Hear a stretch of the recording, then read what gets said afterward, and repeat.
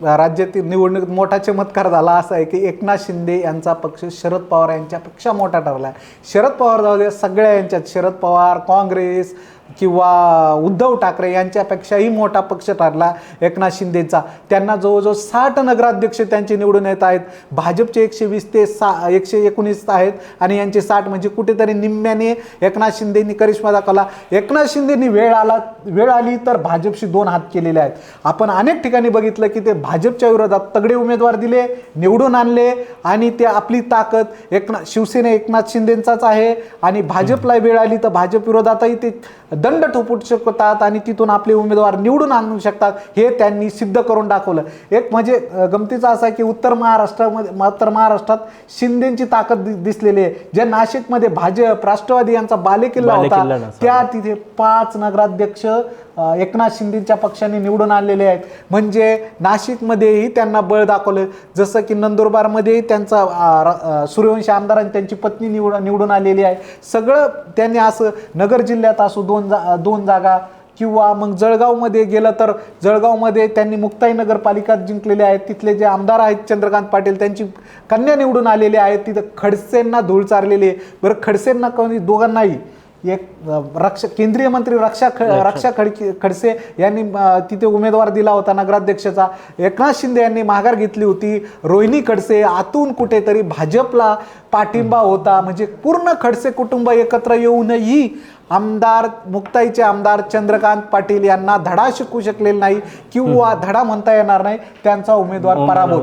म्हणजे Eknath शिंदेचं home ground म्हणजे home ग्राउंडमध्ये नगरपालिका गेली, आमदारकी तर कधीच गेली होती. त्यामुळे एकनाथ खडसे यांना स्वतःच्या मतदारसंघात काही करता आलेलं नाही. म्हणजे त्यांनी आतून त्यांची मदत होती असा आरोप झाला त्यांना भाजपचा.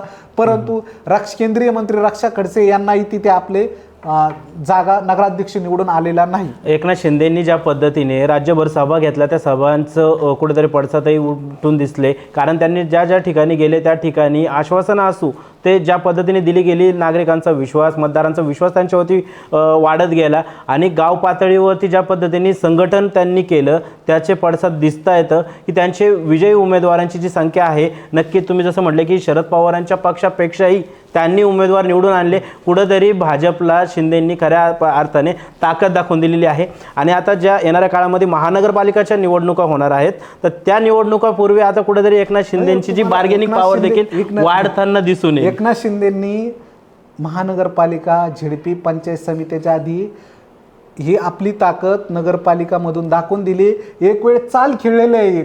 चाल अशी आहे की वेळ भाजपशी 2 हात करू, आपला पक्ष टिकवू, आपल्या लोकांना ताकद देऊ, वेळ प्रसंगी दुसऱ्या पक्षाचे म्हणजे महायुतीत राहायचं, महायुतीत आपली ताकद वाढवायची.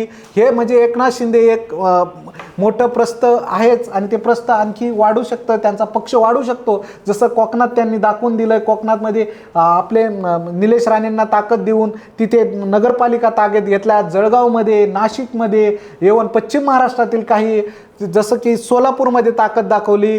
जळगावमध्ये आपलं छत्रपती संभाजीनगरमध्ये गेलो, तिथं सिल्लोडमध्ये सत्तारांचा मुलगा निवडून आलेला आहे. हे सगळं विदर्भामध्ये त्यांच्या आमदारांच्या पत्नी निवडून आलेल्या. हे सगळं बघता शिंदेची ताकद वाढताना दिसून येते, वाढलेली आहे. वाढली तर या स्थानिक स्वराज्य संस्थांच्या निवडणुकीच्या माध्यमातून एकंदरीत एकनाथ शिंदेंनीच आपली शिवसेना हीच खरी शिवसेना आहे. कुठंतरी ज्या पद्धतीने उमेदवार निवडून आलेले आहे त्या माध्यमातून ताकदही दाखवलेली आहे आणि आपली शिवसेना हीच खरी शिवसेना आहे हे देखील पुन्हा एकदा अधोरेखित केलं आहे. सोशल मीडियाच्या भाऊ गर्दीत विश्वासार्हतेने चकाकणारे नाव म्हणजे लेट्सअप मराठी. सगळ्या नागरिकांना ती स्पीच लेट्सअप वरील मुलाखती म्हणजे विचारांचा खजिना. त्यानंतरच्या निवडणुकीमध्ये मला सोडून गेले. बातम्या केवळ वस्तुस्थिती सांगणाऱ्या, न प्रोपगंडा, फक्त जनतेचा अजेंडा. क्योंकि आने वाला कल जाने वाला है, जाने वाला कल आने वाला है. राजकारण, मनोरंजन असो की क्रीडा क्षेत्र, महाराष्ट्राची स्पंदने संवेदनशीलतेने टिपणारे माध्यम म्हणजे लेट्सअप मराठी. जगासोबत एक पाऊल पुढे राहण्यासाठी लेट्सअपचे ॲप, सोशल मीडिया आणि वेबसाईट सोबत कनेक्टेड रहा.